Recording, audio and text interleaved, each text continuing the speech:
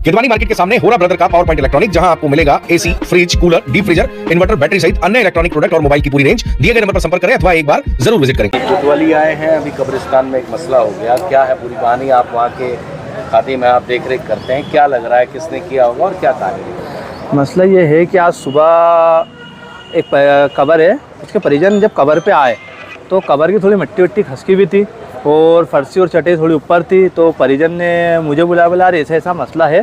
तो मैंने जब स्पॉट पे जाके देखा तो मैंने बोला यार ये तो कुछ इंसान के पैर के निशान विशान है, किसी इंसान ने करा हो। तो मैंने वो एक कबर को लिया और उसकी फर्शी वर्सी सही करके और चटाई सही कर कुरा के उसको बंद कर दिया। बंद करके जब मैं घर आया तो वही कबर वाले जब आगे बढ़े तो उन्होंने देखे कि एक और कबर वो चीज़ खुली हुई है। तो उन्होंने फिर मुझे बताया कि यार भाई वो एक और कबर, तो मैंने बोला यार एक और एक दो हो गई। तो मैंने रुको मैं और दो तीन कबर और चेक कर लेता अपन। तो जब मैं 2-3 कबर और चेक करने के लिए गया तो टोटल 3 कबरें मुझे खुली हुई दिखी, जिसकी तीनों की फर्शी चटाई एक ही सरी की उचकी हुई है और फर्शी चटाई और मट्टी वट्टी भी थोड़ी बिखरी हुई थी।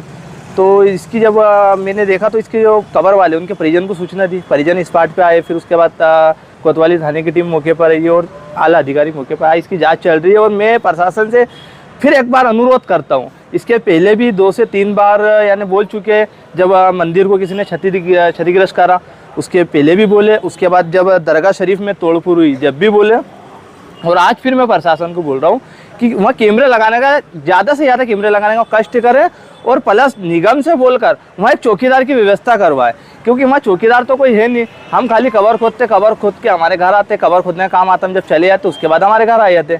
तो वहाँ रात दिन के लिए तो कोई है नहीं।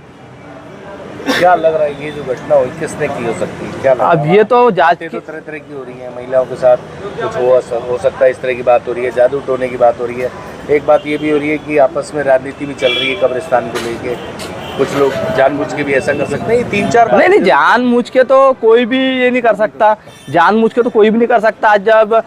आज या हिंदू बोलो या मुस्लिम बोलो, मुस्लिम के उसमें होगा तो मुस्लिम भी नहीं कर सकता और हिंदू के बोलो तो हिंदू भी इसे यानी आपसी का भाईचारे में तो कोई भी नहीं कर सकता। ये किसी बाबागिरी का ही काम है, ये तांत्रिक का ही काम है। तांत्रिक वालों ने ही ये करे ये घटना, और तांत्रिक वालों ने ही जो बाबा की दरगाह पूर्व में भी तोड़े थे, मगर उसमें भी अज्ञात में एफआर हुई है।